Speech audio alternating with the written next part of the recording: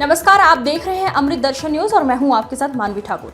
जीतू पटवारी ने प्रेस वार्ता करते हुए कहा कि शिवराज सिंह ने ओबीसी के छात्र के साथ धोखा किया। पूरी बीजेपी ने ओबीसी को धोखा दिया। दिल्ली में पीसी हुई थी जिसमें हमने कांग्रेस की भावना व्यक्त की थी। शिवराज सिंह चौहान छवि की बात करते हैं। शिवराज सिंह ने ओबीसी के छात्र के साथ धोखा किया। पूरी बीजेपी ने ओबीसी को धोखा दिया। कमलनाथ जी ने 27% आरक्षण दिया।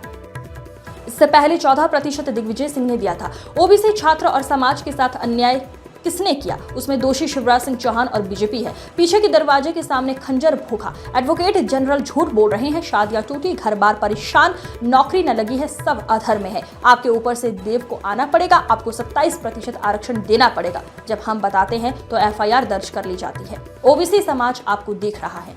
कोर्ट के सामने आप 27% आरक्षण लागू करें। एक पीसी हुई थी अखिल भारतीय कांग्रेस कमेटी के इंदिरा भवन में, जिसमें पूरे देश के सामने हमने कांग्रेस की भावना व्यक्त की थी।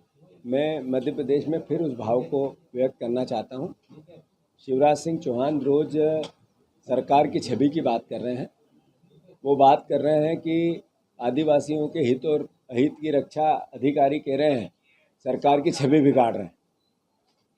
शिवराज जी, आपने जो ओबीसी के परिवार को धोखा दिया, जो अन्याय किया, जो उनके साथ विश्वासघात किया, जो लगभग 20,000 से ज़्यादा ओबीसी के छात्र जिनकी नौकरियां लग गई, इंटरव्यू हो गए, पर उनको नियुक्तियां नहीं मिली, अगर इसका कोई दोषी है तो एकमात्र आप शिवराज सिंह चौहान हैं।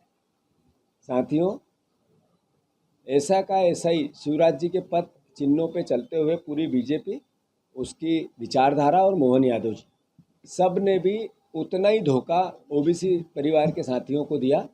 कमलनाथ जी ने 27% आरक्षण दिया। उससे पहले 2098 में, 1998 में या 94 में दिग्विजय सिंह जी ने 14% ओबीसी को आरक्षण दिया। उसके बाद 2003 में 27% आरक्षण का प्रस्ताव बनाकर विधानसभा से राज्यपाल के यहाँ दिग्विजय सिंह जी की सरकार ने भेजा। उसके 15, 17, 18 साल बाद आदरणीय कमलनाथ जी ने इस पूरे मुद्दे को टेकअप किया, एक अध्यादेश लेके आए, फिर अध्यादेश के बाद कानून लेके आए। मेरा आप सबसे आग्रह है कि ऐसी पूरी परिस्थिति में जो ओबीसी के छात्रों के साथ, ओबीसी समाज के साथ अन्याय और अत्याचार किया, इसका अगर कोई दोषी है, इसका कोई सज़ा मिलनी चाहिए तो वो भारतीय जनता पार्टी, मोहन यादव और शिवराज सिंह चौहान। मैं फिर से आग्रह कर रहा हूँ कि जितनी जल्दी हो, जो कोर्ट ने कहा, सुप्रीम कोर्ट ने निर्देश दिए कि ओबीसी का कानून बन गया, लागू करो, तो भारतीय जनता पार्टी मुंह तो चुरा रही है। क्यों? पीछे के दरवाजे से उनके पीठ में खंजर झोंप रही है। उनके एडवोकेट जनरल ने मीडिया के सामने, प्रदेश की जनता के सामने ये कहा कि कोर्ट ने रोका है।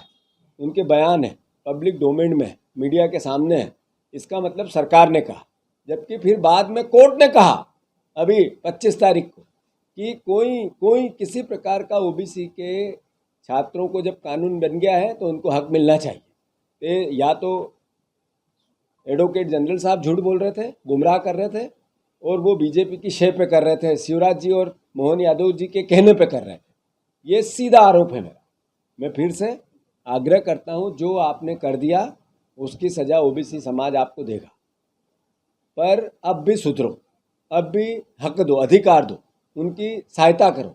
वो बच्चे, शादियां टूट रही है सबकी, सबका घर बार परेशान है, न उनकी नौकरी लग रही है, न वो नौकरी पे जा रहे हैं, अधर में लटके हैं। कई लोगों ने उसमें एक तरह से अलग अलग तरह की यातनाएं उन पे हो रही है। तो कृपया मोहन यादव जी, आपकी सरकार इस पे ध्यान दो। हम विपक्ष हैं, आपको बार बार आग्रह कर सकते हैं। अगर आपने इस आग्रह को स्वीकार नहीं किया तो जैसा मैं हर बार कहता हूँ, आपके ऊपर से देव को आना पड़ेगा और ओबीसी के आरक्षण 27% को लागू करना पड़ेगा। मोहन यादव जी, फिर से आपके ऊपर से देव को आना पड़ेगा और फिर ये 27% का आरक्षण आपको लागू करना पड़ेगा। ओबीसी समाज चुप रहने वाला है नहीं। फिर से आपसे विनम्र प्रार्थना है, इसके खिलाफ मेरे पे एफआईआर मत कर देना। ये मैं विपक्ष का दायित्व निभा रहा, नहीं तो आपको जब हम बताते हैं कि ये अराजकता है तो आप डर के मारे एफआईआर कर देते हो। ये हमें अच्छा लगता है कि मोहन यादव जी हमें रिकग्नाइज कर रहे हैं FIR कर करके कि आप अच्छा काम कर रहे हो, तो उसके लिए भी धन्यवाद आपको। पर OBC समाज आपको देख रहा है और आप जो उनके साथ धोखा किया उसको भी समझ रहा है।